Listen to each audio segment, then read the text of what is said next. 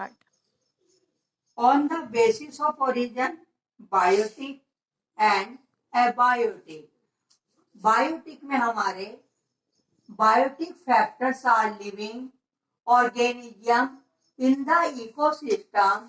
These are obtained from the biosphere and the capable of reproduction. Examples आएंगे आपके biotic factors are animals, birds, plants and fungi. उसके बाद हमारा दूसरा आता है एबायोटिक, यानी कि जितनी भी नॉन लिविंग थिंग्स हैं वो एबायोटिक में आएंगी। Abiotic resources are usually obtained from the lithosphere, atmosphere and hydrosphere. इसके एग्जाम्पल्स आपके होंगे आपका वाटर, आपकी एयर, आपका सोयल। अब हम आते हैं number 2, on the basis of exhaustibility. On the basis of exhaustibility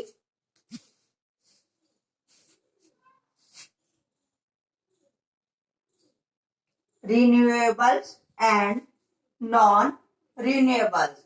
renewables के अंदर हमारे आएंगे आपके विंड्स एंड वाटर, और जबकि नॉन रिन्यूएबल्स के अंदर हमारे आएंगे recycle metals and non recycle metal, यानी कि fossil fuel, petrol, coal and wood. इसके बाद थर्ड आता है हमारा on the basis of ownership. On the basis of the ownership में हम इसको 4 भागों में डिवाइड करेंगे।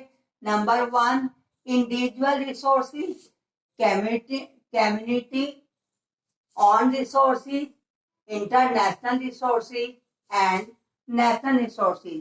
सबसे पहले हम लेंगे individual resources. Individual resources are own privately और इंडिविजुअल्स। फॉर एग्जाम्पल आपका जो घर है, आपके जो फार्मर्स या आपकी लैंड है, जो फार्मर्स है उनकी लैंड हुई, और हमारे जो होम हुए वो हमारी इंडिविजुअल प्रॉपर्टी के अंदर आते हैं। आपकी कार हुई, आपकी बाइक हुई, वो सब क्या है, वो हमारी इंडिविजुअल प्रॉपर्टी है।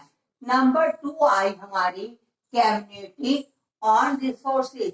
कम्युनिटी यानी कि जिस सोसाइटी में आप रहते हैं उसे हम कहेंगे कम्युनिटी रिसोर्सेज। उसके अंदर आपका मोहल्ला है, पड़ोस है, उसके अंदर आप सब रहते हैं। वहां यदि कोई पार्क है तो वो पार्क जो है एक तरह से पब्लिक पार्क होगा, यानी कि वो पूरे ही मोहल्ले का पार्क होगा। ग्रेजिंग लैंड यानी कि जहां पर पशुओं को चराते हैं, वहां पर कोई भी अपने पशुओं को चरा सकता है, तो वो हमारा कम्युनिटी ओनर्स के अंदर आएगा।